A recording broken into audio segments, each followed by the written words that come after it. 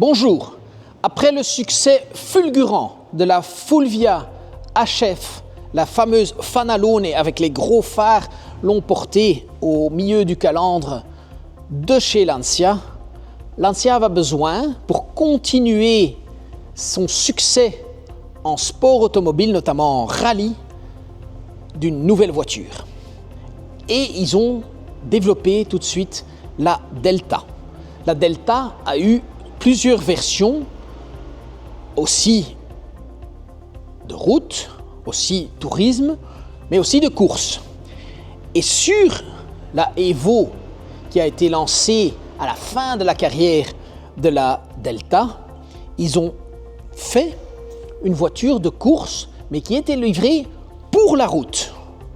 On est sur un 2 litres turbo, 4 roues motrices, un retour vers le pilote, parce qu'on doit parler d'un pilote, il faut savoir la manier, incroyable, une puissance à son pied droit toujours disponible avec le typique comportement d'un turbo, avec les fameux bruits, décompression du turbo. Et cette voiture-ci me tient particulièrement à cœur parce que la première fois que je l'ai vue, elle était voiture d'occasion. C'était au tout début de ma carrière, il y a un peu moins de 25 ans. Et je vois une voiture qui avait été légèrement tunée, les trucs ici avaient été peints, mais elle avait un faible kilométrage. Et à l'époque, on la vend, elle part chez le client, et le client il roule avec. Il fait le malheur d'habiter à la campagne et de garer la voiture avec les passages de roues et les cloques d'amortisseurs pleins de boue. En quelque sorte, il oublie la voiture dans son garage et la boue, qui était pleine d'humidité évidemment, et le garage qui était un peu humide, fait son boulot et pendant des mois ronge la caisse et fait en sorte que la rouille pénètre dans le matériel. Et déjà à l'époque, quand ils ont fait cette voiture à Turin, elle n'était pas très bien protégée contre la rouille. Donc quelques années après, le client revient avec sa voiture et j'ai des trous dans les cloches de suspension.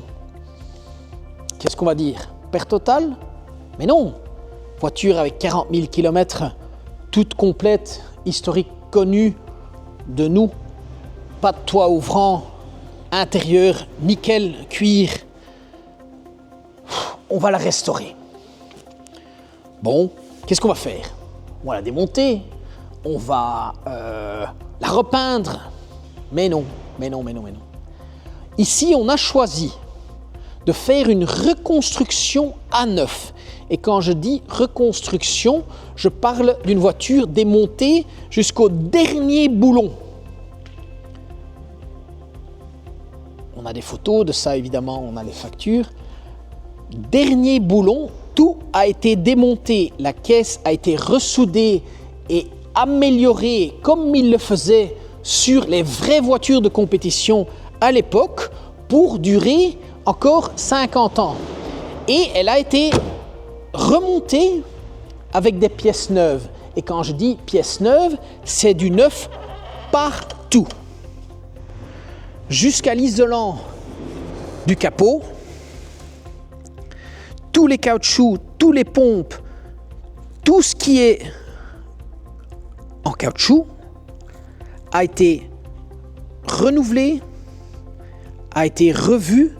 C'est une restauration du plus haut niveau qui a coûté plus de 5 ans à faire. Ça a coûté une fortune et depuis la restauration, elle n'a pas vu la route. On a gardé l'intérieur d'origine.